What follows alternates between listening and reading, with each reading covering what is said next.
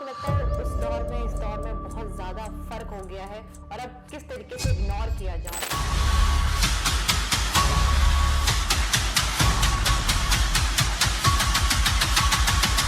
तो वही ये घूमती है उस तरह जैसे बैठी थी वैसे घूमती, गंदी बहुत हो गई।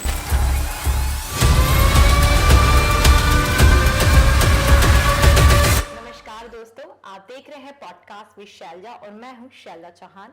आज हमारे एपिसोड में जो मेहमान जुड़े हैं वो लखनऊ के एक ऐसे इतिहासकार हैं जिनके दिल में इस शहर की तहजीब, किस्से और विरासत बसी हुई है। जी हाँ, मैं बात कर रही हूँ जुल्किफ्ले रिजवी की। आइए उनके साथ इस शहर की उन पुरानी तमाम यादों को फिर से ताज़ा करते हैं। नमस्कार और आपको बहुत बहुत स्वागत है हमारे शो में। आदाब।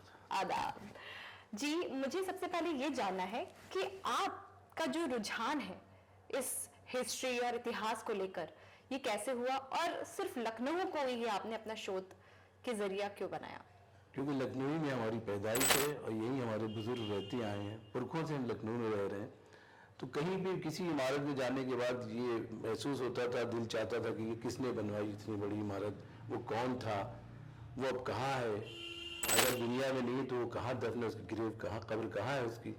इस तरह तो उससे पूछा करते थे लोगों से हम कि ये कैसी है, किसने बनवाई, क्या। तो कुछ बताते थे, कुछ नहीं बताते थे, कुछ मालूम किया हमने किताबों से और कुछ लोगों से किस्से पूछ के मालूम किया। तो धीरे धीरे दिलचस्पी पैदा हुई और फिर उसके बाद लखनऊ की तारीख जितनी मालूम, अगर लखनऊ की तारीख का ये है कि जितनी मालूम की जाए हर आदमी को अधूरी मालूम है।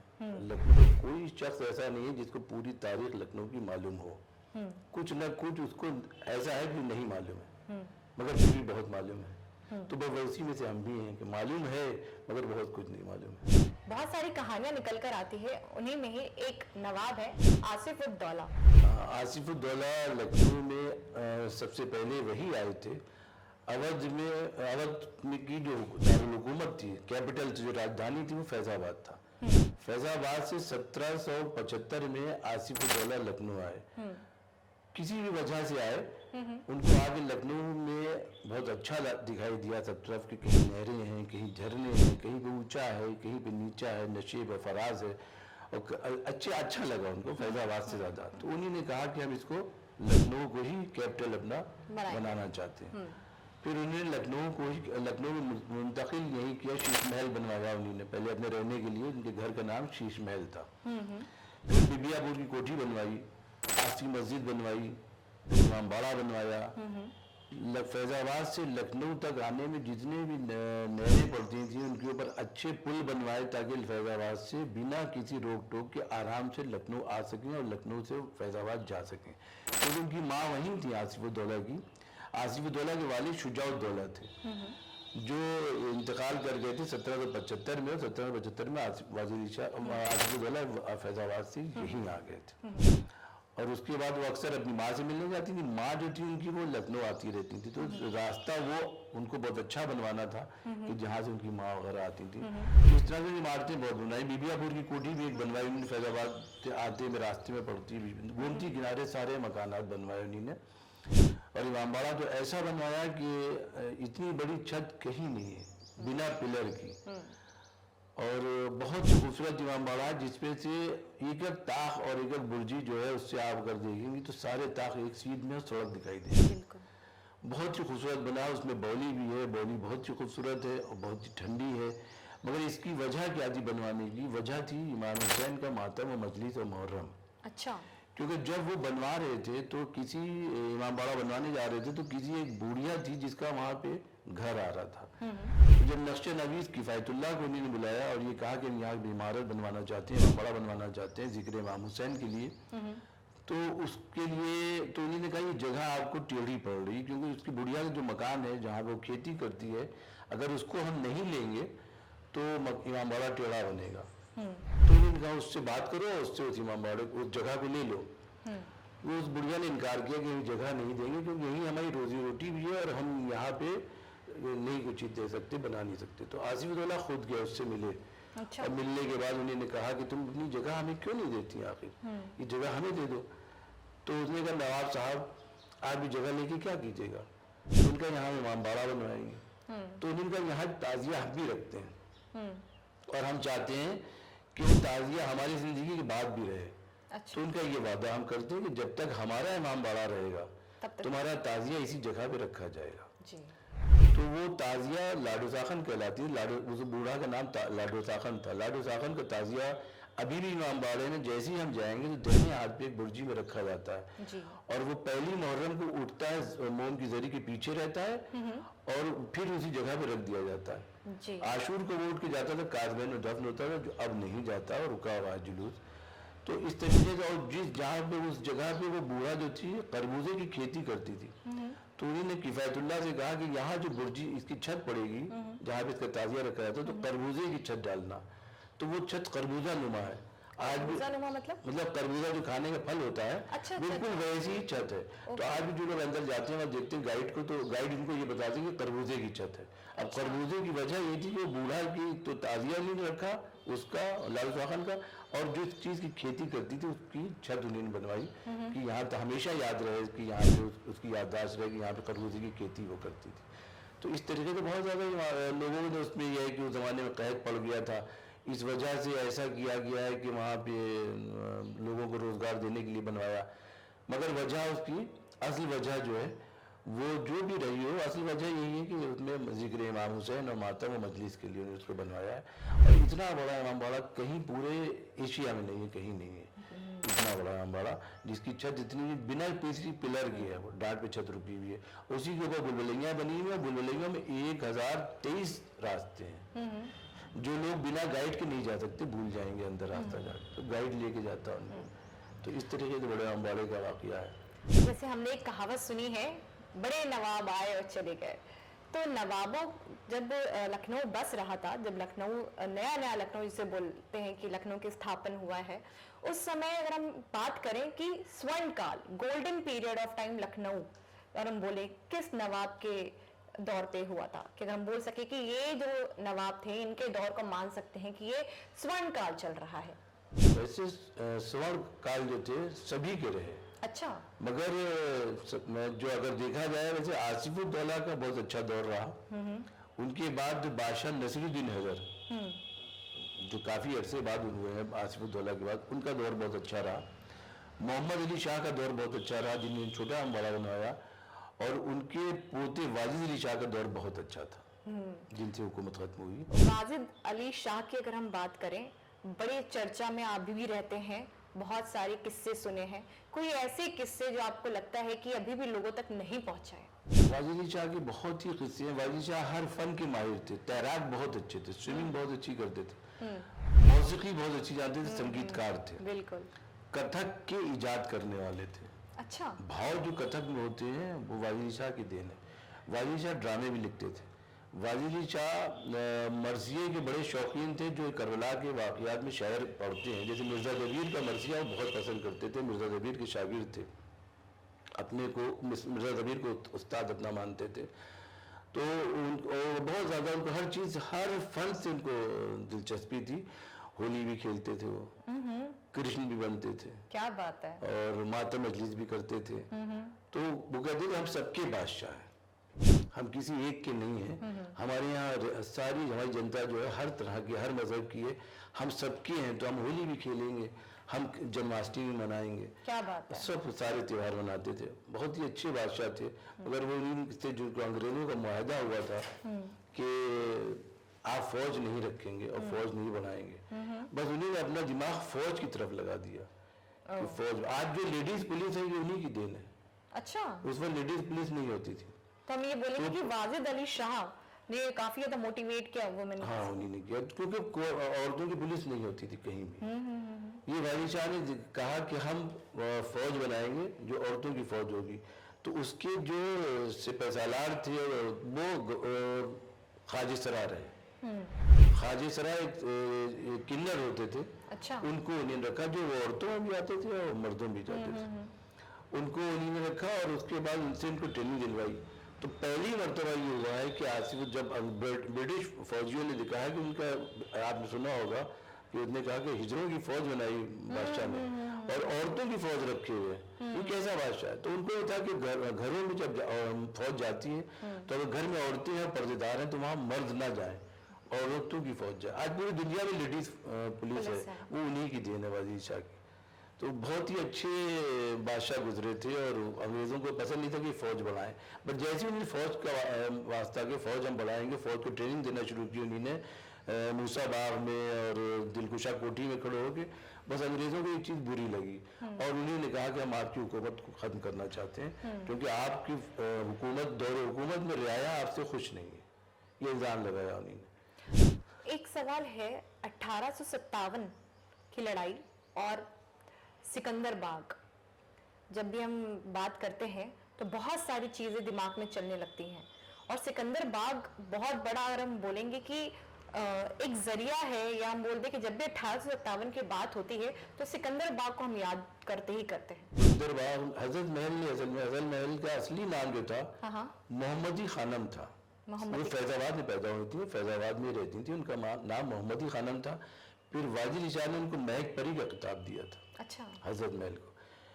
फिर जब उन्होंने उनसे शादी की और बिरजीत कदर पैदा हो गए उनके बेटे, तो उनको हजरत महल का खिताब दिया गया। फिर हजरत जो जिस बीवी से बच्चा हो जाता था, औलाद हो जाती थी, उसको फिर वो महल का खिताब दिया जाता था।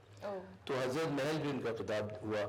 जब वाजिद शाह कलकत्ता चले गए, ब्रिटिश फौजियों ने यहाँ से उनको बेदखल करने को, हुकूमत से बेदखल करना चाहा, तो वो गए थे अपनी माँ और भाई और अपने बेटों और कुछ बीवियों, कुछ नौकरों के साथ इंग्लैंड जाने के लिए यहाँ से निकले कि महारानी विक्टोरिया से जाके बात करेंगे कि हमारे साथ जुल्म ज़्यादती हो रही है, ईस्ट इंडिया कंपनी जो है यहाँ हुकूमत करने नहीं आई है, व्यापार करने आई है, तो उसको हमारी हुकूमत से क्या लेना देना, ये जाके हम शिकायत करेंगे।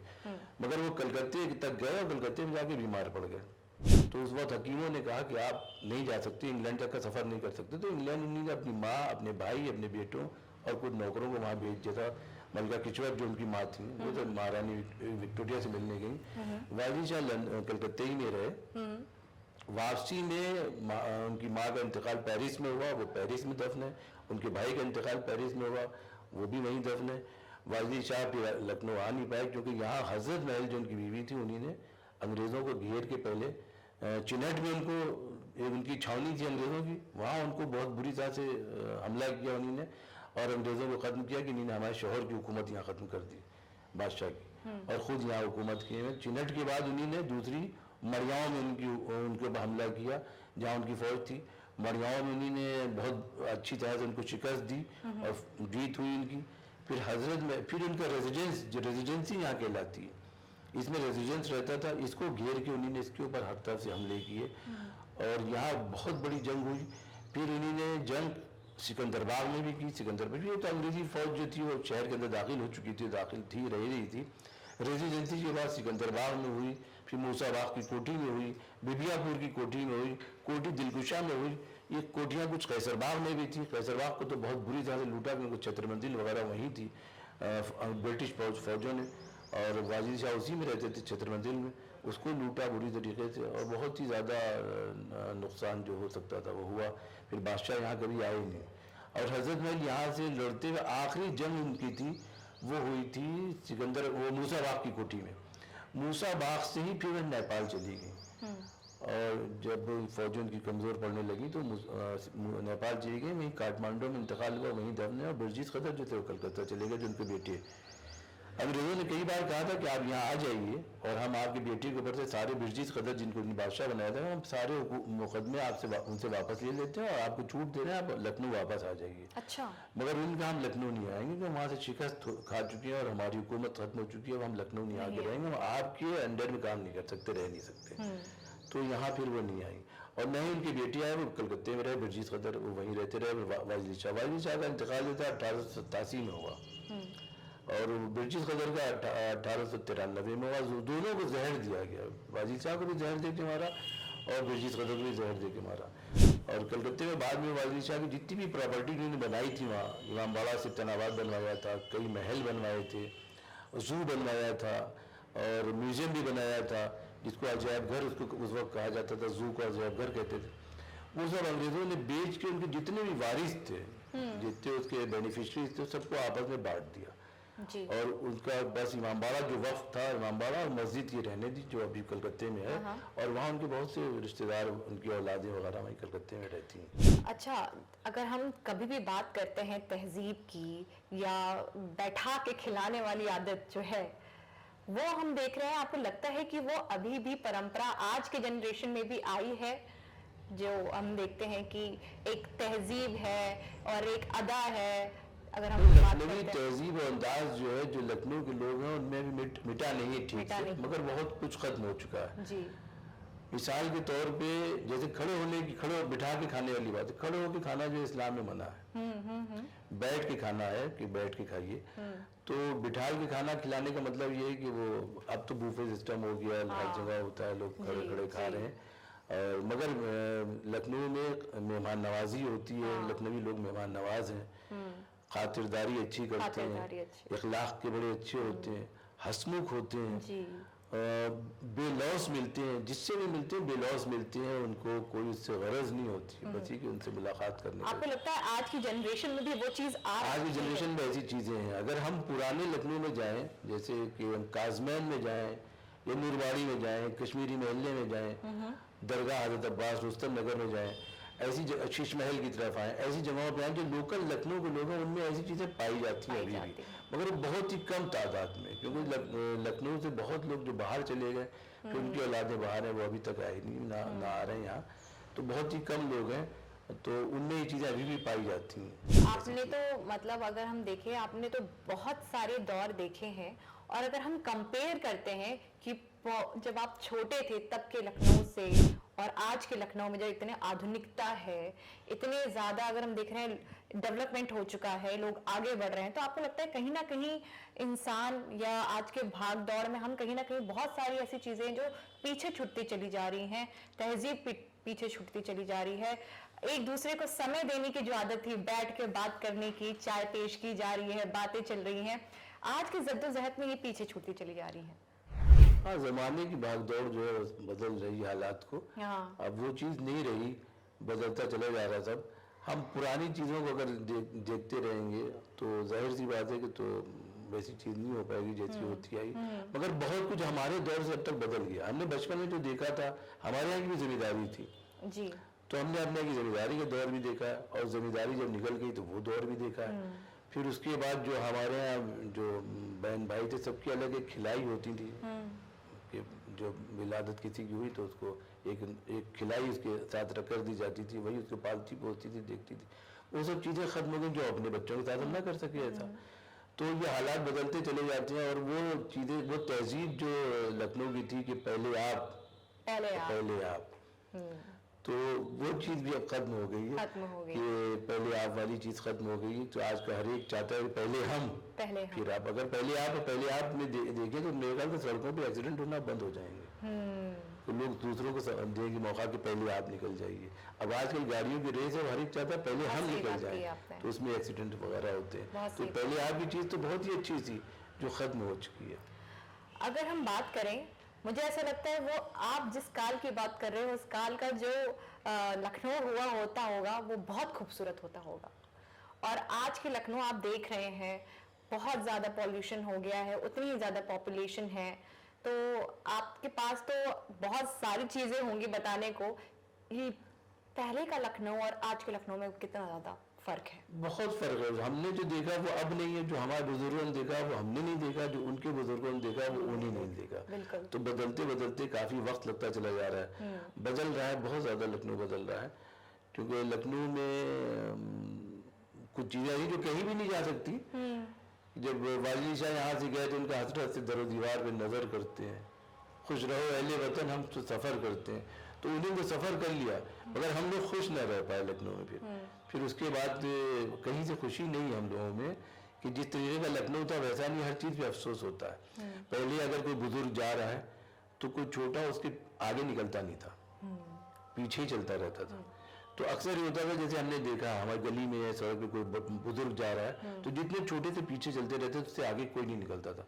उसको खुद एहसास होता था कि मेरी वजह से मैं धीरे चल रहा हूँ, मेरी वजह से लोग मेरे पीछे आगे, तो वो रुक जाता था, और जैसे घूम के देखता सब उसको कहते थे आदाब आदाब, तो कहते आप तशरीफ ले चलिए आगे, मैं ज़ईफ हो चुका हूँ, मैं पीछे चलूंगा। तो अब वो चीज़ खत्म हो तो धक्का मार के निकल जाते हैं आगे। तो वो चीज़ खत्म हो गई।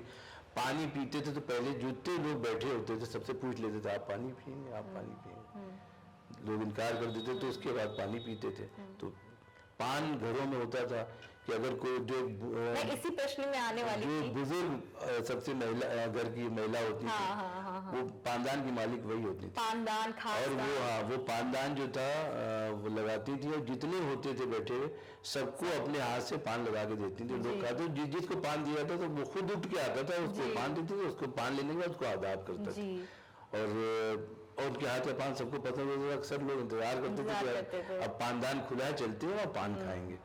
तो वो सबसे बुजुर्ग जो होती थी उनके पास ही वो पान घरों में अब नहीं, पानदान तो है घरों में, अगर पान न लगाने वाला कोई न कोई खाने वाला, क्योंकि अब और ना ही किसी को भी इतना वक्त भी है कि इतना समय लेकर बैठे। और नहीं, आप बात भी नहीं करते। पहले महफिलें जमती थी, हर जगह नशिस्त होती थी कि शाम को जैसे एक नशिस्त हो रही है, लोग कहीं पे बैठ गए और बहुत से लोग आ गए, बातचीत हो रही है, तरह तरह के किस्से हो रहे हैं, कव्वालियां चल रही कुछ वो बता रहे हैं, कुछ वो बता रहे हैं, कहीं मौसीकी की बातें हो रही, कहीं शायरी की बातें हो रही, कहीं कव्वाली की बात हो रही, जैसे कहा जाए कहीं गज़लों की, कहीं मुशायरे की बात हो रही है। तो इस तरह से महफिलें नशिस्त होती थी, महफिलें जमती थी। अब वो दौर नहीं है। अब व्हाट्सएप पे उन्होंने उनकी खैरियत पूछ ली, उन्होंने उनकी खैरियत पूछ ली, और उन्हें उनको हलो हाय कर दिया, उनको हलो हाय कर दिया उनको। मगर वो अब वो चीज़ें नहीं, अब कहीं नशिस्त नहीं होती, ना कोई बैठता है। शायद एक आध घर में कहीं ऐसा होता है कि लोग शाम के वक्त या रात के वक्त किसी वक्त सब बैठ जाते हैं, आके बातचीत होती है। वो बहुत अच्छी चीज़ थी, हर टॉपिक की बात होती थी, हर तरह से दिमाग खुलता था लोगों का। किसी ने शायरी की बात की, किसी ने मुशायरे की बात की, किसी ने शायरों की बात की, किसी ने खाने की बात की। खानों के अलग अलग होते थे खाने, जो अब नहीं है खाने। खानों में आमतौर से पुलाव को लोग बिरयानी कहने लगे। बिरयानी अलग चीज होती है, पुलाव अलग होता है। शीरमाल है जो कबाब जिसको कहा जाता है, और पुलाव के साथ लोग कहते हैं दही। दही नहीं होता बिरयानी, उसको बुरानी कहा जाता है, बुरानी। और रोटी जो होती है जिसको रुमाली कहते हैं, उसको चपाती कहते हैं हम लोग। अब उसको लोगों ने रुमाली जो है वो अच्छी चीज़ नहीं। दस्तरखान पे खाते वक्त किसी ऐसी चीज़ का नाम नहीं लिया जाता था कि लोगों को घिन आ जाए। और रुमाली जो है पैजामे में लगाई जाती है। अगर हम किसी से कहेंगे रुमाली खाइए, आइए रुमाली, तो घिन आ जाएगा। तो इसलिए रुमाली का लफ्ज़ नहीं इस्तेमाल करते थे, ये कहते थे चपाती है ये। और मैं भी ये शब्द नहीं इस्तेमाल करूंगी। अब उसको लोग रुमाली कहने लगे, वो चपाती है। चपाती में भी खमीरी रोटी है, तंदूरी पराठा है, चिरमाल है, कबाब है, पुलाव है। शब्दियत अब कहीं होती नहीं, शब्दियत होती थी। चुलाव होता था पुलाव के साथ, जर्दा होता था, ये बालाई होती थी, बालाई परतदार। लखनवी बालाई कहीं बाहर नहीं मिलेगी, वो मोटी परतदार बालाई होती है जो जैसे कबाब के साथ खाई जाती है, शिरमाल के साथ, कश्मीरी चाय के साथ बालाई खाई जाती है। अगर हम कश्मीरी चाय के साथ बालाई खाएंगे, उसमें समोसा डाल के, जिसको लोग तिकोना कहते हैं, वो समोसा होता है। तो वो बहुत ही मज़े की होती है, बहुत जायके में अच्छी होती है। मगर क्या है कि हर चीज़ का जोड़ होता है। जैसे हम शिरमाल खाएं, शिरमाल लोग कबाब से भी खाते हैं, शिरमाल बर्फी से भी खाते हैं। अच्छा। शिरमाल बर्फी से भी बहुत अच्छी लगती है, और शिरमाल कबाब के साथ भी बहुत अच्छी लगती है। शिरमाल कश्मीरी चाय के साथ भी बहुत अच्छी लगती है। तो शिरमाल का तरीका है, रोटी हर एक का खाने का अंदाज अलग अलग होता है। जैसे जाड़ों में मटर पुलाव होता था, बस हम तो देखते थे घर में कि घटा बहुत अच्छी आ गई, इनका घटा बहुत अच्छी आ रही है। आज तो फुल्कियाँ तली जाएंगी। फुल्कियाँ जिसको हम लोग इस वक्त क्या कहते हैं, चाय पकौड़े कहते हैं। अच्छा। फुल्कियाँ कहलाती थी कि बेसन की फुल्की तलो। बहुत अच्छा, उल्टे पुल्टे पकाए जाएंगे। ये जाड़े आ रहे हैं, उनको धूप बहुत अच्छी है, तो मटर पुलाव पकेगा जो धूप में ही बैठ के सब लोग खाएंगे। हरे धनिया की चाट में मटर पुलाव, इतना ज़्यादा मटर होते थे कि चावल भी हरे हो जाना चाहिए उसके।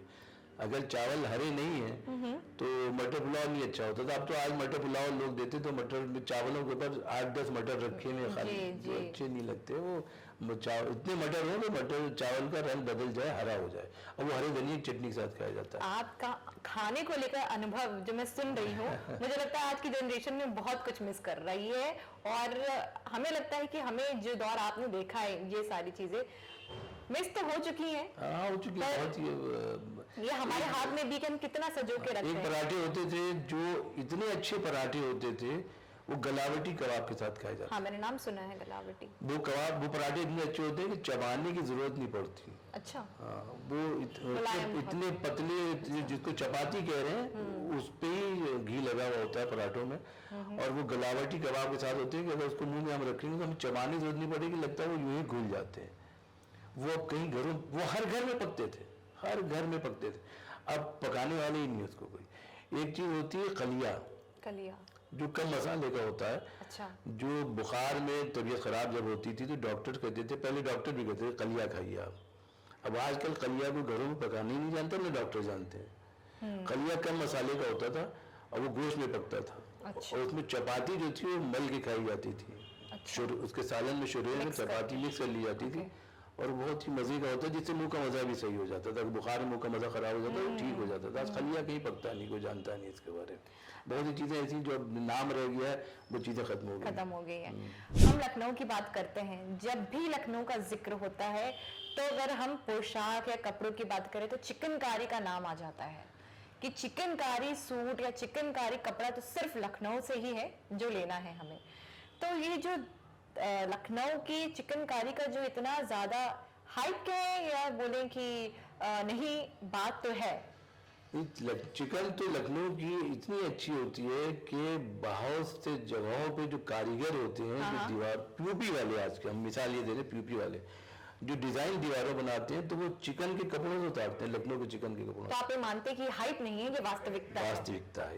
अच्छा। तो इसलिए अच्छी होती है कि उसको वो जो है वो पीओपी वाले भी उसकी डिजाइन जो है ले जाते हैं अपने यहाँ, और उसको दीवारों पे बनाते हैं। तो यहाँ तो चिकन इतनी, यहाँ चिकन खाया भी जाता है, चिकन पहना भी जाता है। जी जी। लखनऊ के दोनों की मिसाल लोग देते हैं। तो हालांकि फैशन कहाँ से आया चिकनकारी का? ये शाही दौर में असल में जो नवाबीन होते थे वो कपड़े जेवरों वाले पहनते थे। अच्छा, कढ़ाई नुमा, कढ़ाई जेवर मोती सच्चे काम बने हुए वो पहनते, सोने के तार के। मगर जब गर्मी बहुत होती थी तो उन कपड़ों को नहीं पहनते थे वो, तो पहले एसी वगैरह नहीं होते थे, तो ये होता था चिकन का कपड़ा पहनेंगे। तो वो सादे कपड़ों के ऊपर, सफेद कपड़ों के ऊपर चिकन का काम बना होता था, तो अच्छे खूबसूरत रंग बनाए थे, फूल बूटे, वो चीजें जो उनकी इमारत से मैच करें। वो रंग उसमें रंगीन भी होते थे, सफेद भी होते, जो बनाए बूटे बनाए जाते थे, वो उनकी इमारत से मैच करते थे। तो उससे उसको बढ़ावा मिलता रहा और लोगों ने पहनना शुरू किया। आज बिल्कुल ही मशहूर है लखनऊ का चिकन जो है। मसलन वाजिली शाह जो थे, जो जरी जरकाब के कपड़े पहने रहते थे, वो मुहर्रम में ताज भी नहीं पहनते थे, ताज भी नहीं पहनते थे, और सादे कपड़े पहनते थे। ज्यादातर ये कि ये तो सफेद कपड़े पहनते थे, या काले या हरे कपड़े। तो हरे जो अंगरखे, अगर अंगरखा चिकन और जो पहनते थे, तो वो उस पर चिकन का काम बहुत खूबसूरत बना हुआ होता था। तो जाहिर है बादशाह सादा नहीं पहन सकता, तो उस पर इतना खूबसूरत काम होता। तो आज भी उनके लिबास अगर मिल जाए तो करोड़ों रुपए के जी जो बने हुए होते थे। आपने बताया कि इतिहास के प्रति आपका रुझान इसलिए बढ़ा क्योंकि आप जानने का शौक रखते हैं। आपको था कि नहीं, मुझे जानना है, कोई भी सामने इमारत हो, आपको इंक्विजिटिवनेस जो है, जिज्ञासा ने आपको, देखा जाए कि एक बहुत अच्छा इतिहासकार बनाया है। आपको लगता है कि आज की जनरेशन कहीं ना कहीं जो ये उनके अंदर जिज्ञासुपन है वो कम होता जा रहा है, और यही एक कारण है कि कहीं ना कहीं वो लैक ऑफ नॉलेज में इस टाइम पर है कि अगर आप उनसे कुछ पूछेंगे भी किसी भी, तो उनको उस चीज के, उस टॉपिक के बारे में इतना नॉलेज नहीं होगा, क्योंकि कहीं ना कहीं देखा जाए कि उनके अंदर जो ये इच्छा है, जानने की इच्छा, कम हो। तो नहीं, बहुत से लोगों में है, जिनमें है वो जानने की कोशिश करते हैं, मालूम करते हैं। आजकल आप देखिए यूट्यूबर जो है पुरानी इमारतों को दिखा रहे हैं और उनके बारे में बता रहे हैं, तो और नौजवान पीढ़ी भी देख रही है और उनको सही चीज मालूम नहीं कि ये घंटाघर किसने बनवाया था, हुसैनाबाद का घंटाघर, और क्यों बना। अब किसी ने कह दिया किसी नवाब ने बनवाया था, नवाब के दौर का नहीं है, तो वाजिद शाह के दौर में है, जब वो कलकत्ते में तो उस वक्त यहाँ बना था, 1881 में घंटाघर बना, तैयार हुआ है। तो उस वक्त कोई नवाब, यहाँ हुकूमत ही नहीं थी, उनको हुकूमत तो 1856 में खत्म हो चुकी थी, और घंटाघर बना 1881 में, जाहिर नवाब के दौर का नहीं है। मगर उसको लोग खड़े होकर, आजकल जवान लड़के भी अगर बता रहे हैं तो ये नवाब साहब ने बनवाया था, अलग नवाब साहब ने नहीं बनवाया, वो तो ब्रिटिश पीरियड में बना है। तो तो इस तरह से जैसे तालाब पे खड़े हुए हैं और कह रहे हैं, वो मालूम करने की कोशिश करते हैं कि तालाब किसने बनवाया, तो ये तालाब किसका है। मसलन बाहर हुसैनाबाद में तालाब बना हुआ है, वो बाहर का तालाब मोहम्मद अली शाह ने बनवाया था, जिन्हें छोटा अम्बाड़ा बनवाया है, मगर वहाँ पे खड़ा को करा वाजिद शाह ने बनवाया था, तो उसको ये नाम तो मालूम है कि वाजिद शाह कोई थे, और मगर तालाब नवाब ने बनवाया, मगर किसने बनवाया, ये सही नॉलेज जो है होना चाहिए, ये उनको बदलाना चाहिए, सही चीज़ें बताना चाहिए। ऐसा नहीं कि उनको दिलचस्पी नहीं हो, उन इमारतों को जब भी देखते हैं उनको दिलचस्पी होती है। रेजिडेंसी में लोग जाते हैं घूमने के लिए, ये बड़े अम्बाड़े में आते हैं देखने के लिए, हजारों आदमी आते हैं बड़े अम्बाड़े में, छोटे अम्बाड़े में, तो वहाँ जो गाइड बताएगा उनको, तो वो ऐसा नहीं कि सुनते नहीं उसको, वो सुनते हैं गौर से, समझते हैं, इसका मतलब शौक है उनको, तभी तो आ रहे हैं जगहों पे, वरना ना है वो जी, आ रहे हैं, शौक है, तो उनको सही चीज पहुंचाने की जरूरत है, सही चीज पहुंचाए, गाइडेंस नहीं मिल रही, गाइडेंस सही नहीं मिल रही, सही चीज पहुंचाए। मतलब मिसाल के तौर पे यहाँ करीब में कोठी मूसा बाग है, अच्छा, बहुत खूबसूरत कोठी है। हम आसिफ अम्बाड़े की छत के बारे में कहते हैं कि इतनी अच्छी छत पड़ी हुई है कि बिना पिलर के कि ऐसी पड़ नहीं सकती, बिना पिलर के, हाँ बिल्कुल वैसी ही छत तो वहाँ की भी है जो गिर गई है। तो अगर वो छत आज के दौर में बनाई जाए तो उसमें जाहिर सी बात है पिलर देना पड़ेंगे, वो बन नहीं सकती। तो उस वक्त की टेक्निक कितनी अच्छी थी, टेक्निकल होते थे कि उसको इतनी अच्छी छत बनाई है किफायतुल्लाह ने, और ये छत क्यों नहीं ऐसी बन सकती उस तरह आज के दौर में, जबकि बनना चाहिए। अब तो बहुत ही अच्छे मसाले आ गए, अच्छी चीज़ें हो चुकी हैं। तो वहाँ आप जाइए देखने के लिए, तो देखिए कितने लोग देख रहे हैं, उनको बेचारे किसी को नहीं पता। हम थोड़े दिन पहले वहाँ गए थे, हमने देखा कि लोग पूछ रहे, हमसे पूछने लगे, मैंने ऐसे ही बताया कि नवाब साद अली खान ने इसको बनवाया था कोठी मूसा बाग को, और यहाँ वो शिकार करने के लिए आते थे, बैठते थे, बैठने के बाद यहाँ लोगों के साथ खाना खाते थे शिकार करने के बाद, और उसमें ब्रिटिश हुकूमत के लोग होते थे, और यहाँ मुजरे भी होते थे, वो सब होता था। मगर लोगों ने जो इधर से टहल लेते वो लगता है मुझे गाइड समझने मेरे साथ चलने लगे, और अंकल बताइए, और अंकल बताइए क्या था।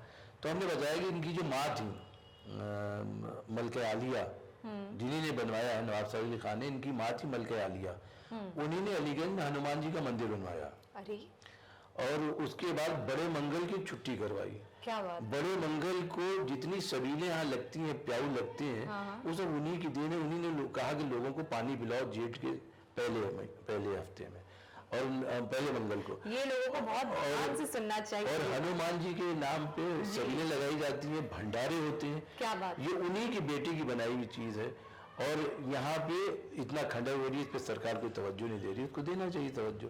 और जबकि जरूरत इस बात की है कि वहाँ पर भी मंगल के रोज एक भंडारा होना चाहिए, बड़ी सबील लगना चाहिए कि इनकी माँ ने चीज बताई थी, उनकी माँ ने बनवाया है, कि उनकी बेटी की इमारत है, तो यहाँ पर भी होना चाहिए, और लोगों को वहाँ जाना चाहिए, उसको बनवाना चाहिए। तो इस तरह के लोगों ने खड़े होकर सुना, बहुत शौक से, बहुत खुश हो रहे थे सब चीजें। तो लोगों को मतलब शौक है, सिर्फ बताने की देर है, उनको बताना चाहिए। अगर बहुत सारी इमारतों की बात करें तो उनमें से एक इमारत है जो मुझे भी काफी खूबसूरत लगती है, वह है रूमी गेट। तो उसका क्या किस्सा है और उसका क्या इतिहास है? रूमी गेट असल में इमामबाड़ा आसिफ में जाने का रास्ता है, क्योंकि आसिफ उद्दौला बड़े इमामबाड़े से पहले शीश महल में रहते थे। बड़े इमामबाड़े से पहले ही उनका घर था शीश महल। तो जब यहाँ से वो जाएंगे तो जाहिर सी बात है गेट का मुंह इसी तरफ है। शीश महल से जो हम जाएंगे तो उसका गेट का मुंह जो है पश्चिम की तरफ है, तो इसी तरह से जाते थे। तो उन्होंने अपनी जाने में उस गेट को अच्छा बनवाया था, और इमामबाड़े के दाखिली का दरवाजा है वो, एक गेट इतना बड़ा जिसमें तीन गेट ऐसे कि ट्रक गुजर जाए, इतने बड़े उसमें, और उसकी 60 फीट ऊंचाई है। किफायतुल्लाह का बनवाया वो भी है नक्शा, जो रूमी गेट का भी, और वो इमामबाड़े का सदर दरवाजा है, उसका जवाब में एक छोटा गेट दूसरी तरफ बना हुआ था, जो 1857 की जंग में गिरा दिया गया। वो अब नहीं, उसका नामो निशान भी नहीं, कोई निशान उसका नहीं बाकी हो रहा। तो ये, और रूमी गेट की ऊंचाई 60 फीट है, मगर उसके ऊपर लोग जो अभी भी जाने वाले जो हिम्मत करके जाते हैं वो थक जाते हैं वहाँ जाने के बाद, थोड़ी देर बाद उनको आराम करना पड़ता है, क्योंकि बहुत ऊंचा है। तो 60 फीट ऊंचा नहीं जा सकते, तो उस वक्त लोग कैसे जाते थे उस वक्त? सही बात है। तो इतनी ऊंचाई पे, और खूबसूरत जगह है, तो पूरा शहर दिखाई देता है, शहर दिखाई देता है, और लगता है ऊपर आने के बाद लगता है कि फ्रेश हवा हमें यहाँ मिल रही, कहीं भी हम ताज़ी हवा में आ गए, वो काफी अच्छा लगता है। ये इमारतें ऐसी, इनको इमारतों को बचा के रखना चाहिए, और सरकार को कुछ ना कुछ इसके करना चाहिए। उसमें बहुत काफी मोटी दरार पड़ी हुई थी कुछ अर्से पहले, और उस दरार को भी आसार कदीमा जो उसको पुरातत्व विभाग कहा जाता है वैसा ही ने उसको भरा है, भरने के बाद बंद किया है, दोबारा अब उसके नीचे से रास्ता बंद कर दिया है तो ट्रैफिक, क्योंकि उसकी धमक से उसमें पुरानी इमारत दरारें पड़ रही थी। ये गेट भी लखनऊ का क्या मेरे ख्याल से उत्तर प्रदेश का सबसे बड़ा गेट है। बुलंद दरवाजे के बाद अगर कोई है फतेहपुर का तो ये में भी सुनते बड़ा खूबसूरत बताया जाता था पुराने दौर में। आपको लगता है उस दौर में इस दौर में बहुत ज्यादा फर्क हो गया है और अब किस तरीके से इग्नोर किया जा रहा है, किस तरीके से ध्यान दिया जा तो रहा है? हो ही गया। गोमती अब उस तरह जैसे बहती थी वैसे गोमती गंदी बहुत हो गई है, उसकी सफाई नहीं होती, गोमती जिस तरह से बहती थी वैसे नहीं बहती। और ये जो छोटे छोटे नाले हैं शहर में, हाँ जिसको हम जो गोमती में मिल रहे हैं 7 या 8 नाले हैं जिनको नाला कहा जा रहा है, ये नाले नहीं थे, कभी आबादी नहीं थी, बरसात में जो पानी बरसता था वो इन झरनों से बह के गोमती में आगे मिलता था। ये सारे नाले इसीलिए गोमती में मिलते हैं। तो शहर काफी ऊंचाई पे, कहीं कोई हिस्सा ऊंचाई पे है, कोई हिस्सा नीचाई पे, नशेब फराज बहुत है। और एक जगह से दूसरी जगह जाने के बाद जाने के लिए हमें कई जगह पुल पड़ते हैं। अगर वो पुल तोड़े जाए तो मेरे ख्याल से एक जगह दूसरी जगह जाना मुनासिब नहीं होगा। इस लखनऊ में हर जगह पे पुल है। अभी हमारे पास आने के लिए भी एक पुल पड़ा जी। अभी यहाँ से निकल के अगर हम मेडिकल कॉलेज की तरफ जाएंगे तो पुल पड़ेगा। मेडिकल कॉलेज से निकल के हम फिरंगी महल की तरफ जाएंगे तो नीचे पुल पड़ेगा। हम फिरंगी महल से निकल के बलवतपुरी की तरफ जाएंगे तो एक पुल नीचे पड़ेगा। बलवतपुरी से निकल कर तालटोरा जाएंगे राजाजीपुरम तो एक नीचे पुल पड़ेगा। अगर इन पुलों को तोड़ देगा तो हम छोटे छोटे महलों में बस जाएंगे, जाने के लिए हमें परेशानी होगी। तो पुल बहुत है, झरने बहुत है। जाहिर सी बात है आसिफ उद्दौला की जगह बहुत ही खूबसूरत लगी होगी, हर तरह से नदियाँ आ रही हैं, एक बड़ी सी नदी में मिल रही है, मगर वो चीज़ें खत्म हो चुकी हैं, आबादी बढ़ गई है। आपको लगता है कि जब ब्रिटिश हुकूमत चल रही थी और चले गए अंग्रेज, लेकिन आपको लगता है कहीं ना कहीं उनकी हुकूमत से बहुत सारी चीज़ें हैं, कल्चर है, संस्कृति है, उसमें फ़र्क पड़ा है? और आज भी आप वो देख रहे हैं कि जो हमारी परंपराएं चलती चली आ रही हैं, खान पान की, पहनावे की, उसमें कुछ ना कुछ मिक्स मैच हो गया है, कुछ ना कुछ दखलंदाजी हो गई है। तो अंग्रेजी माहौल आ चुका है, बहुत आ चुका है और लोगों को फख्र महसूस होता है इंग्लिश बोलने में। पहली चीज़ उनकी ज़बान पे अगर कोई बात हम उर्दू में कह रहे हैं या हिंदी में कह रहे हैं तो उसको लोग जो ध्यान नहीं देंगे। उसी बात को अंग्रेजी में कहेंगे तो बहुत गौर से, जैसे आसमान से कोई उतरी हुई किताब का जुमला उन्होंने कह दिया कि अब ये सही है, ये भाषा रखे ना उसको बस। हमारी जो उर्दू जबान है बड़ी मीठी जबान है जी। ये अवधी जबान से और फारसी से मिलके बनी, कई हिंदी जबान से भी मिलके बनी, कई जबानों से मिलके ये यही पैदा हुई है उर्दू जबान, और जिसको हिंदुस्तान में पैदा हुई। क्योंकि वो तो जो मुगल थे या जो वो फारसी बोलते थे या अरबी जानते थे या पश्तो बोलते थे, तो ऐसी जबान की सभी समझ सके तो उन्हीं ने उर्दू जबान के कोई इजाद। ये जुबान मुझे भी जो ये है ये बहुत अच्छी लगती है सुनने में। मैं बहुत ज्यादा कोशिश करती हूँ कि मेरी भी थोड़ी जुबान खालिस हो जाए खालिस खूबसूरत हो जाए, मीठी हो जाए, लेकिन थोड़ा सा अभी कठिन लग रहा है मुझे। ये हो जाएगी। उर्दू बहुत मुश्किल चीज नहीं है, बहुत सहल है उर्दू जी। और अवधी भाषा से भी मिक्स है, तो जब उर्दू बोली जाती तो उसमें उर्दू के साथ पंजाबी भी बड़ी मीठी जबान है।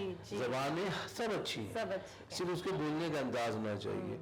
कि हमारे लखनऊ में जो उर्दू बोली जाती है, जबान बोली जाती है, एक तो बड़ा हो या छोटा वो तुम करके बात नहीं करते, आप करके बात करते हैं। और एक ये तो हम वाला जो ये है, हम कहीं भी बाहर जा रहे हैं, हम दूसरे मैं जो है वो गलत है। मैं क्योंकि होता क्या लोग बाहर के तो मैं कहते हैं, मगर जहाँ ये एक वाहिद लफ्ज है, मैं वाहिद सिंगुलर, उसको जो प्लूरल करना है तो हम का इस्तेमाल होगा।